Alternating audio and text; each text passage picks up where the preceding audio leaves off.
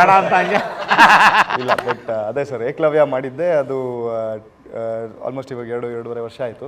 And then ಸ್ಕ್ರಿಪ್ಟ್ಗಳೆಲ್ಲ ಕೇಳ್ತಾ ಇದ್ದೆ, ಮಧ್ಯದಲ್ಲಿ ನೀವು ಹೇಳ್ದಂಗೆ ಮದುವೆನೂ ಆಗ್ಬಿಟ್ಟೆ.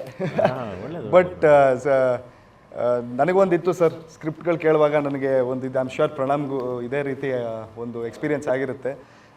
ಜನರಲಿ ಒಂದು ಕಮರ್ಷಿಯಲ್ ಸಿನಿಮಾ ಅಂತ ಎಲ್ಲರೂ ಬರ್ತಾರೆ ಸ್ಕ್ರಿಪ್ಟ್ ಜೊತೆ.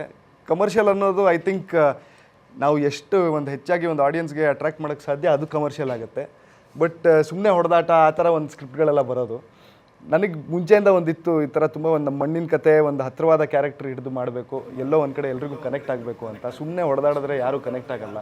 ಎಲ್ಲೋ ಒಂದು ಕಡೆ ನಾವು ಈ ಥರ ಫಸ್ಟು ಅವ್ರ ಜೊತೆ ಒಂದು ನಮ್ಮನೆ ಹುಡುಗ ಅಂತ ಅನ್ಸ್ಕೊಂಡ್ರೆ, ಒಂದು 4-5 ಅಟ್ಲೀಸ್ಟ್ ನಮ್ಮ ಟ್ರೈಯಲ್ಲಿ ಆ ಥರ ಅನ್ಸ್ಕೊಂಡ್ರೆ, ಆಮೇಲೆ ನಮ್ಮ ಹುಡುಗ ಗುರು ಏನೋ ಹೊಡಿತವನೆ ಅಂತ ನೋಡ್ತಾರೆ ಅಂತ. ಸೊ ಆ ರೀತಿ ನಾನು ತುಂಬ ಒಂಚೂರು ಹುಡುಕ್ತಾ ಇದ್ದೆ. ಆವಾಗ ಈ ಒಂದು ಸ್ಕ್ರಿಪ್ಟ್ ಬಂತು ಸರ್, 7 ಮನೆ. ಸೊ ಆಮೇಲೆ ಇಟ್ಸ್ ವೆರಿ ಟ್ರೂ. ನೀವೇನು ಹೇಳಿದ್ರು ನಿಜವಾಗ್ಲೂ ನಾವು ಎಲ್ಲರ